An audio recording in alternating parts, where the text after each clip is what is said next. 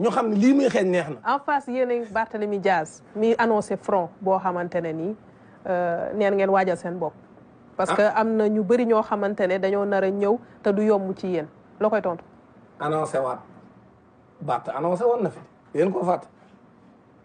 Bart def na fi benn conférence bu magam à l'époque mooy ba mu tuddee woon la déclaration ñëpp di xaar lu muy wax du lii la annoncé woon kon léegi moom annoncé waat kay ngeen di wax ba mu ko annoncé lu ca am lu mu jur c'est pas la première fois man bu ma déggee ñu bëri di ci spéculer ma leen may ñoom dañuy fàtte ne y a quelques mois Bart def na fi déclaration de wax ne daa am front bu muy def ba mu ko defee pare lu xew mook billet yam maanaam ci liggéey gi la nekkoon la montagne va accoucher d'une souris maanaam France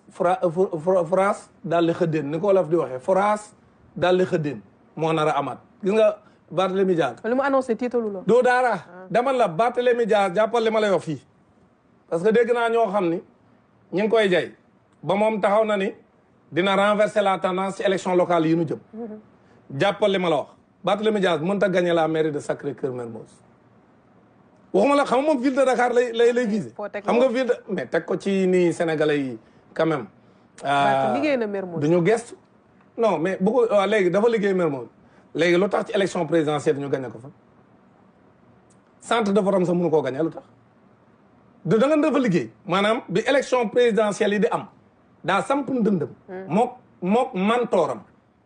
n'est-ce pas mook mantooram dañoo amoon seen liste nekk candidat mook mantooram ñu dem amu ci kenn ci mook mantooram ku gagné sa fief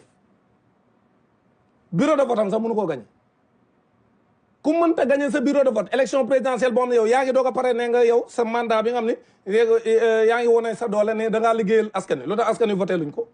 lu tax askan wi voté luñ candidat am ñu jóge ca loola dellu élection législative mu teg listam bi mu tegee listam mënta gagné bureau de vote am mënta gagné centre de vote am mënta gagné bureau de vote am mënta am sax lu mat 7 députés waaw léegi kon yow bilan boobu ngay wax kon anam lu tax waa bilan bi xanaa kon nekkuñu fi ci vote bi wala dañoo abstenir voté wuñ dama ni nañ bàyyi seen xel yi nii fooy bu doon bilan mooy tax mu ñëwaat kon élection présidentielle bi mu joxoñee candidat am day gagné wala au moins mu am sax score bu honorable mais candidat am 1,% la am pourtant ki nga xam ne mouvement boppam la yor waaw non dama lay wax non mais élection législative dafa demal boppam yaatal ko ma présidentielle laa la njëkk a wax mais bi ñuy dem élection législative présidentielle la amoon candidat bu muy jàppale muy mantooram mais élection législative dafay relisam mais il ne faut pas l'oublier dafa demal boppam boobu moom moo samp ba mu sampoo lu mu am dara léegi yow kon lan moo fi soppeeku bu dee bilan bi rek la bilan bi moom testé nañ ko parce que ñiy voté lañ ko léegi te diggante bi moom jëlee nañ ko fi sax nekkatul maire léegi ci lan lay sukkandiku pour sénégalais yi mayaat ko doole ci lan bu dee bilan bi la nee naa la natt nañ ko ci bilan sénégalais yi na ko noonu mais mi ngi xaar cour suprême attewaat non d'accord loolu pour mu delluwaat la day rêvé rek xam na ne du mos a delluwaat mairie Dakar mais dama ne la moom bu fekkente ne dañuy xool rek que bilan nee nañ am na ko à la mairie de Dakar léegi ña ko voté loon ñoo ngi fi ba léegi dem nañ ñaari yoon élection voté luñ ko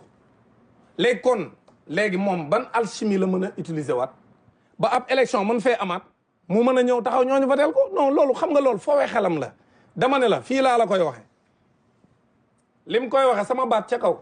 comme ni mu koy waxe moom sama baat ca kaw man it sama baat ca kaw mairie Sacré-Cœur Mermoz mënu koo gagné élection yi bu ci demee il sera humilié Bayna Gueye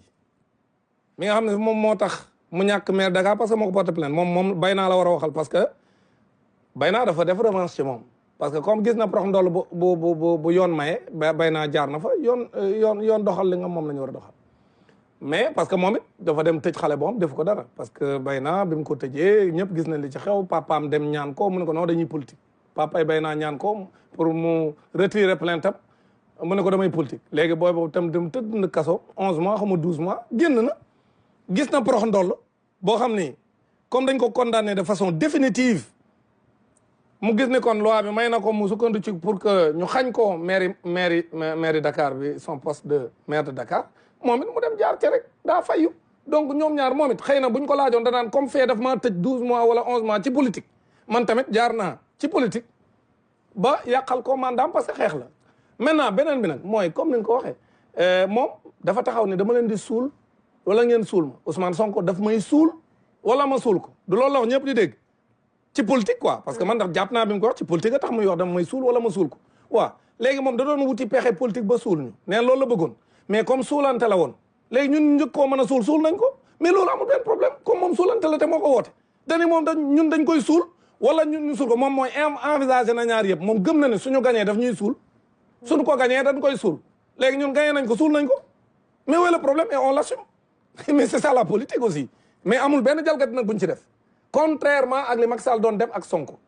parce que Macky Sall ak Sonko Macky Sall da daan jalgati loi yi juge Sabassi Faye ni dugalaat leen Ousmane Sonko ci fichier électoral bi Macky Sall ni du ma ko dugal jaay doole ni IGE malgré que juge bi décidé na et la décision du juge devait s'appliquer immédiatement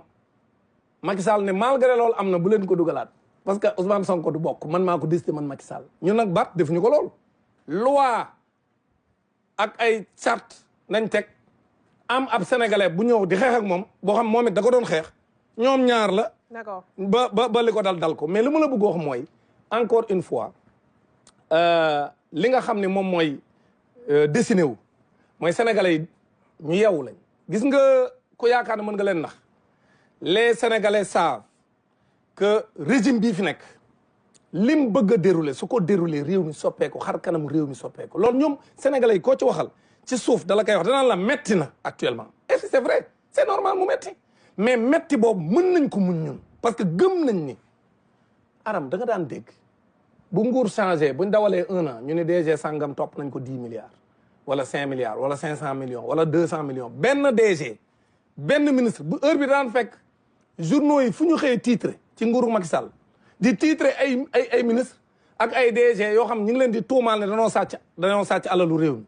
fii benn ministre wala benn DG sañu ko fee def wala boo ko fi defee yow doo taxaw duñ la may lépp ñaari kilifa yi nu am ñun duñ la may benn 24 heures de plus bu ñu xamee ne da ngaa jalgati alalu réew mi comme ni ñu ko premier ministre waxee bi mu ñu dajalee à Diamniadio ñun ñëpp tous les DG et ministres mu ne tolérance zéro du ñu mayee benn 5000 francs nit jalgati ko ci alalu askan wi du ma ko caaxaane ku am sa avantage nag boo xam ne sa salaire la ko may loo ci bëgg a def ko ca mais li nga xam mooy alalu askan wi may ñu benn ministre wala benn DG mu fiy jël alalu askan wi est-ce que Macky Sall mos naa wax loolu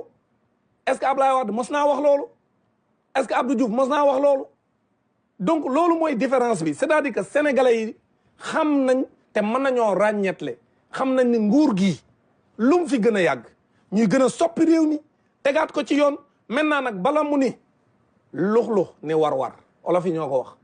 bala moo neex metti saf gii mu saf c'est normal parce que réew mi fi nga ko fekk la moo tax mu saf léegi nag ñun suñu rôle mooy liggéey pour génnee saf googu sénégalais yi ni mu mettee ci ñoom nii suñu rôle mooy génne leen ci métti bi pour mu neex te loolu président Bassirou Diomaye Faye ci instruction yi mu joxe par rapport ak référentiel bi nga xam si ci la ñuy sukkandiku ak premier ministre ci tendance bi mu nekk nii ñoom ñuy wax ci suuf ak système bi nga xam ne romb na Sénégal c'est un système mondial parce que les occidentaux le régime du président Bassirou Diomaye Faye arrangé wu leen xam nga lu tax dama la jox rek l'exemple de Canal xoolal Canal comme maa ngi fii RTS mën naa joxe cet exemple Canal nga xam ne réew mu mel ne Sénégal ngay fay 75 millions te ñëpp xam ne